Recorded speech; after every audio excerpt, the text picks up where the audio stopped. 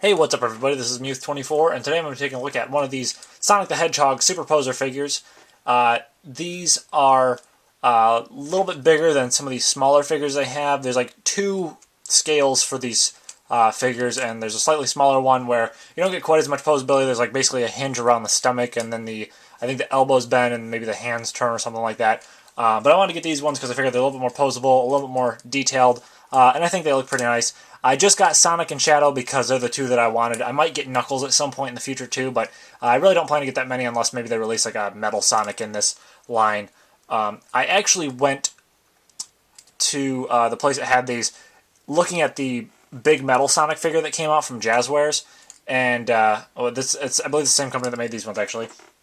But anyways, there's this big Metal Sonic figure, and they had it, and I kind of teased the idea of getting it, and I was like, I don't know that much about it. I don't know if I'd really want it that much.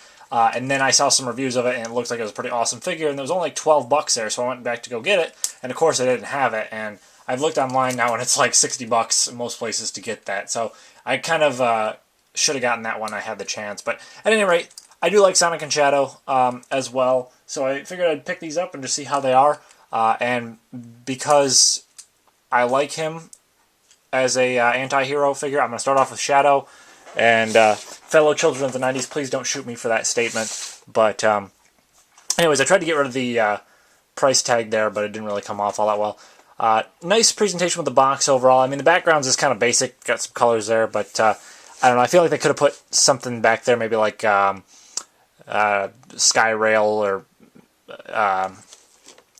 what was it? It's not Mad Space, it's Final Rush or Final Escape that they have from the end of the game, Sonic Adventure 2. But anyway, decent box art overall. And got the logo for the Super Posers thing on the side there, and then on the back it's just Sonic, Knuckles, and Tails. It's kind of surprising they didn't put more products on the back of here. Like, McFarlane Toys, they always put the other Halo figures on the back of the box. But anyways, I'm going to go ahead and pop this out with my X-Acto knife. I guess I can just cut around the tape, I'm thinking.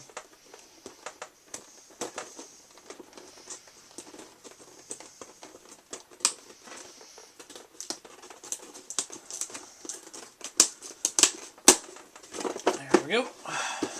Other side. These figures, the ones that I picked up, are taller than, my McFarlane Toys Halo figures, so I think the other ones would actually be about the same size, relatively speaking at least.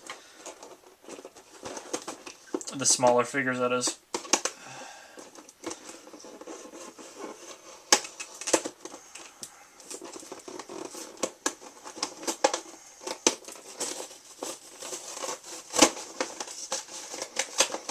Alrighty.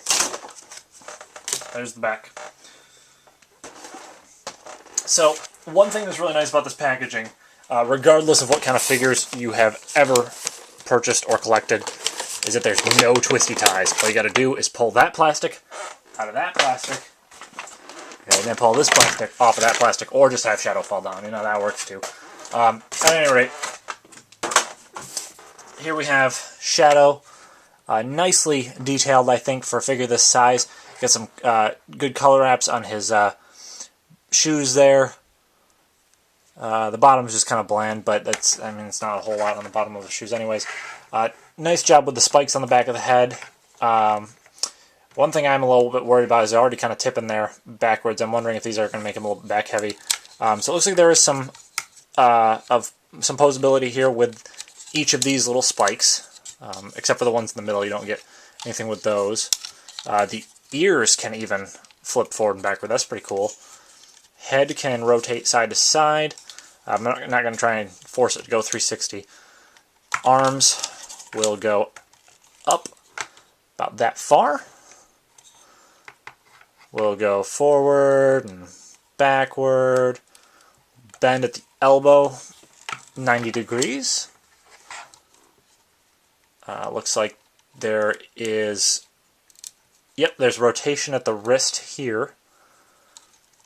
The palms, or the wrist there, the palms will, move back and forth. and then these fingers do move, so he can, hold on to something. I think there's a couple Sonic figures that come with, weapons or whatever. Like, I think there was a Sonic and the Black Knight figure that came out with, like, a sword or something like that. So I assume, you could do the same sort of thing with that. Torso will rotate 360. And it feels like that joint's, tight enough that it's going to stay when you want it to, but you can also move it, which is good. Legs, if you want to, you can get him to go up that high, and similarly back, he can sort of kick himself in the head. Joints go out to the side that far. We'll bend at the knee 90 degrees. Rotation at the ankle. Nice bend at the foot. And then also below the ankle you get some extra bend. I'm wondering if maybe at some point I should get, I forget what they're called. There's like these clear action figure stands that somebody makes that you can, like, have people pose down. Because one thing that I really liked from Sonic Adventure 2 for Shadow was the fact that his shoes allowed him to, like, glide along the ground. So maybe if I could recreate that, that'd be pretty sweet. And I don't think those figure stands are all that expensive. But anyways, getting him to stand upright again, hopefully. Everything feels pretty firm, which is weird, because I figured that these joints being as small as they are, that might be a problem in terms of them, possibly popping out of place. It's something that I am still concerned about long term, but they feel pretty firm overall, which is good. So, size comparisons. Here is the Halo Anniversary Series Master Chief. And you can see he's coming up to about the top of Shadow's eye there. And this isn't really video game related, but, well, I like to consider it to be sort of video game related. The Cloud Strife Gundam. We got him. Yeah, he's a bit taller than Shadow. Well, I mean, technically, if you want to count the top of this spike on the back of Shadow's head, the Force Impulse does come to be about the same height there. So it's a decent sized figure. I mean, it's gonna, I think, stand out from the other figures on your shelf just because of the color and just how it's proportioned and everything. But this figure was not that expensive. It was like $11, and I think the price is pretty well justified.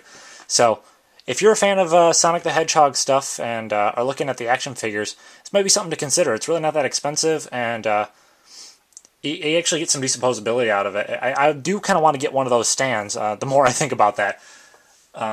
Because you do get better posability with this guy than, the likes of Master Chief over there. Which isn't a knock against McFarlane Toys. I think they do a great job in detailing their figures. It just, a lot of times they're not as posable, although the newer Halo figures are better than some of the older ones. So, anyways, that pretty much wraps up this review. And with that, I will see you guys next time.